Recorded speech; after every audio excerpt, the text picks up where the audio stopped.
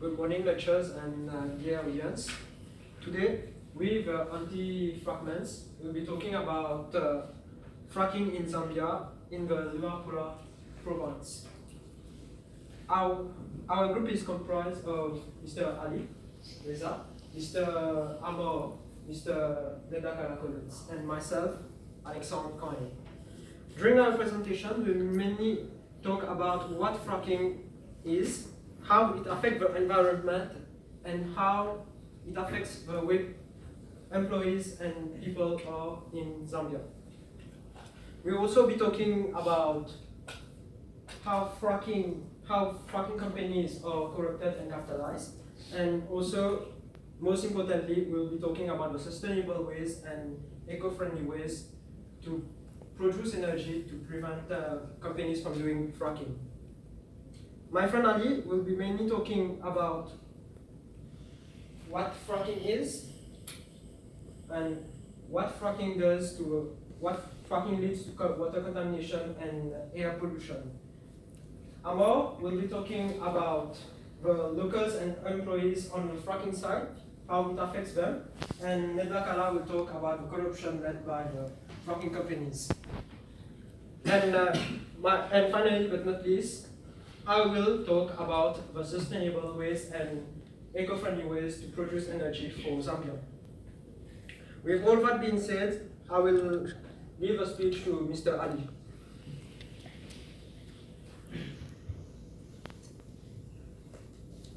Good morning, my dear friends, my audience, my lecturers. So, just for a reminder, let's start with the definition of fracking. Hydraulic fracturing, also known as fracking, is the process by which high-pressure chemicals which contain sand, chemicals, and water are injected into rocks in order to release shale gas or oil. Now, as we know the definition of fracking, let's talk about the water contamination.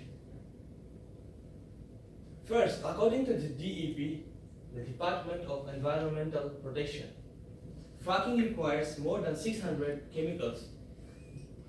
And the research have found that a frack needs 7.8 billion gallons of water.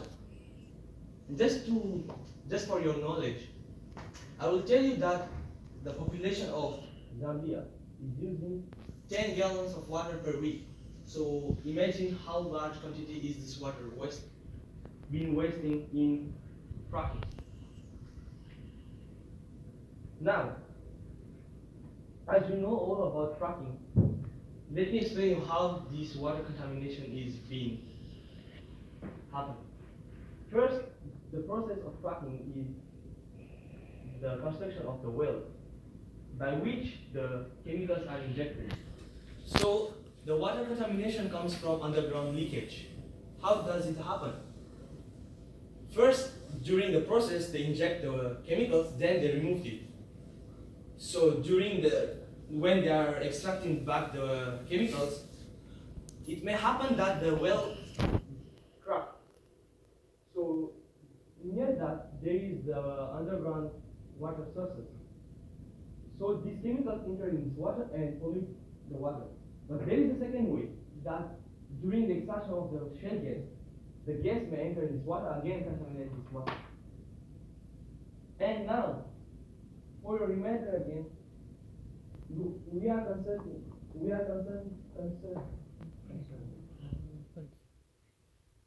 are talking about mainly Luapula, which is a small province of Zambia, and known as, by the research, known as the main supplier of fish for all the country.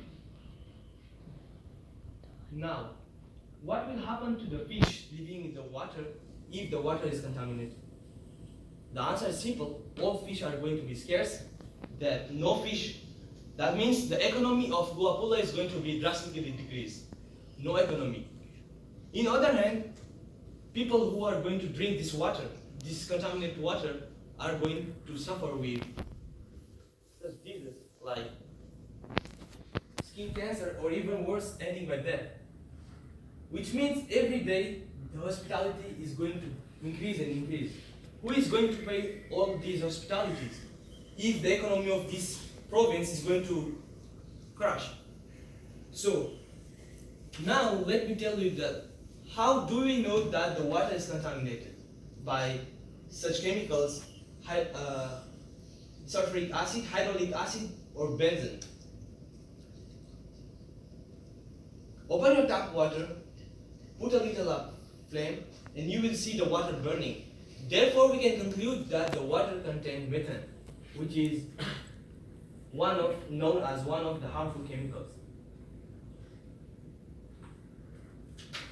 As I have precised earlier, that fracking requires more than approximately 7.8 million gallons of water.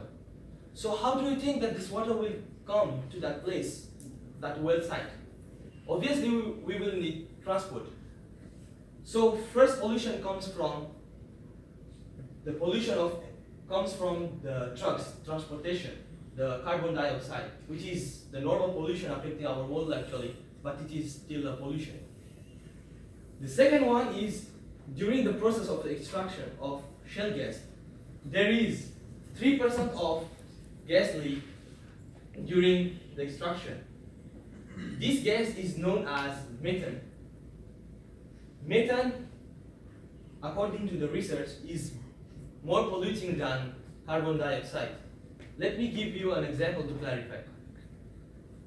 In a basis of 20 years, methane pollutes the air 86 times or even more compared to the carbon dioxide. So think about it, you decide. Now,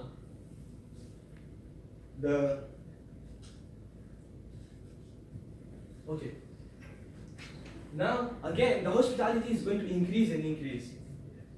First, let me tell you the impact of breathing this polluted air. It is going to affect the newborn first.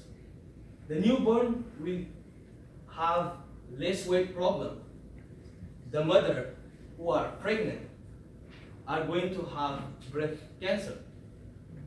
Or us, young, adults, old people, we are going to be affected with this, with lung problem or even lung cancer, or ending again by death.